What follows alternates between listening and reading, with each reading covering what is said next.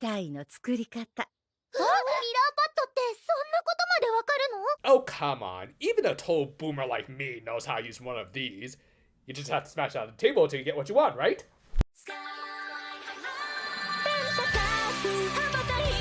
We opened this week with something that could have been used as a recap setup, but didn't, and I'm glad, as we got some new bits of Mashiro narrating what her friends were doing, which contrasted with her own situation. じゃもすごいな。でも私は。I'm sorry, Mashiro, but I have to be a little naughty. My sadism aside, I do like this setup for what's going to be her spotlight episode. Yeah, if you thought this was going to be an episode for the new guy, well, it kind of is. I mean, Tsubasa takes up about 40% of it, but most of it is focused on Mashiro, and not all complaining. As I said last week, she does need a little more focus after...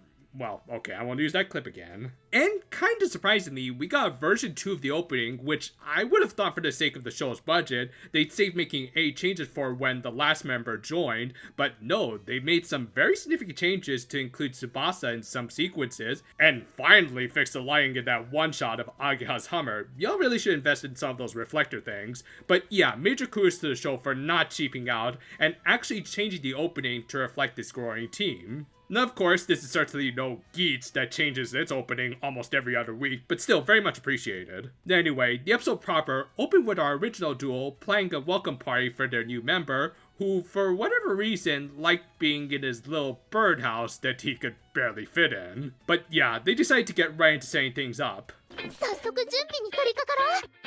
僕も手伝います。Tsubasa, your earma is showing. Though it actually kind of figures, as this was another episode by Kanichi Kato. However, unlike the boy who can never say no, they did compromise by letting Tsubasa design his own party, which he could do really well, as has been established, the Squishy Bird Tribe are artists. With that, the last thing they had to deal with was the party spread, which Bird Boy hoped would include Yaki Tai, which gee, I wonder what that could be. He was particularly fond of the dish, as it reminded him of the parties he had with his parents, who he confirmed he was keeping in contact with through Yo-Yo's mirror pad. Thus, they decided to make this oh-so-mysterious delicacy to reaffirm those nostalgic memories. 一度やると心に決めたことは絶対に諦めない。それがヒーロー。 Try to tell that to this poor sob. With that, they asked Yo-Yo if she knew anything about the dish, who in turn probably just asked Google Sensei for the answers. And of course, Yaki Tai turned out to be taiyaki, a popular pastry that's basically a waffle shaped like a Thai fish and traditionally filled with red bean paste. How Skyland and Japan managed to come up with almost the exact same dish with almost the exact same ingredients and name? The answer is don't think about it. That said, not every wheat or red bean is the same around our world, so of course it was never going to be the exact same dish from an isekai. Regardless, they tried to make a traditional fish waffle, and Tsubasa liked it well enough, even though the filling tasted different. 十分ですよ。ここからがスタートだよ。 No, I think we're just getting started. With that, they experimented with a bunch of different fillings in a cute and charming montage, as we actually got to see them do much of the cooking, and them even marking each of the fillings. I don't know, I just really like seeing the characters actually go through the process of making their stuff rather than just skipping to eating it because the writer can't be bothered to learn how to cook. 食べてみて。はい。If he takes all of those, Tsubasa's gonna start looking like his alt form. And yet, even though he said they all tasted good, Mashiro was determined to get it right, so they continued to make more and even went on an ingredient dash. オレンジとか果物もいいかも。あとは鮭です。I would recommend against using more solid or starchy ingredients like fruits or fish. なんやこれ。あんこの代わりにバナナを入れてみました。 Also, if y'all want tips on how to make taiyaki properly, well, but yeah, one thing I was starting to notice, especially at this point of the episode, was how the character models look just a little weird. Like, not terrible, but definitely off and lacking consistency. So I looked up the animation director, or rather directors, let's see here. 1, 2, 3, 4, 5, 6, yeah. I mean, again, it doesn't look terrible, but it is noticeable and just a little off-putting. Still, even if the animation had been legit awful, I was still enjoying the story, as we even learned why Mashiro was so determined to make the right yakitai, as she wanted to not only prove to herself that she was a member of this team, but she also wanted to give Tsubasa an experience similar to what she felt when she was able to share some onigiri with her parents. 忘れられない味。もしかしたら私にとってのヤーキ Okay, seriously, why am I getting more feels out of this than pretty much the entirety of Delicious Party? Well, the answer to that will come in just a minute, but first, there was supposed to be a Monster of the Week fight. 聞いてんのか美味しい焼き芋なのね今大事なところなの Okay, are we sure these writers aren't just all pen names for Jin Tanaka? Granted, I think they're just reflecting everyone's exhaustion over this villain who's been our only visible baddie for all 10 episodes so far. Still, the pig forced the matter and made a slightly more evil version of Mr. Potato Head. Also, in between all of this, we got a new eye catch featuring our current trio in a nice sequence involving Sora's notebook, which is something far more significant than just makeup.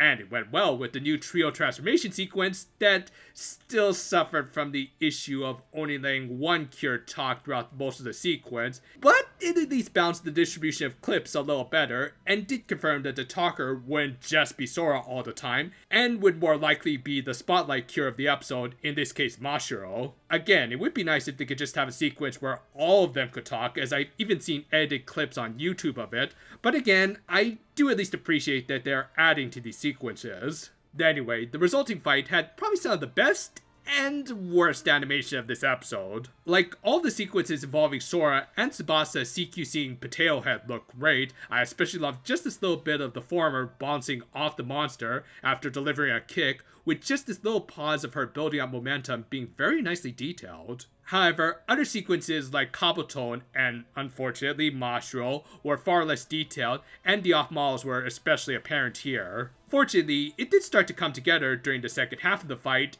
after...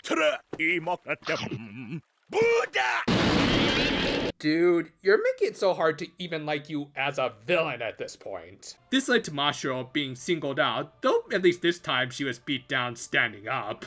However, Kabuton did kind of accurately point out how Mashiro did lack any special traits like the strength of Sora or the flight of Tsubasa, and could be technically considered the team's weak link. Say the line Precure. それは違います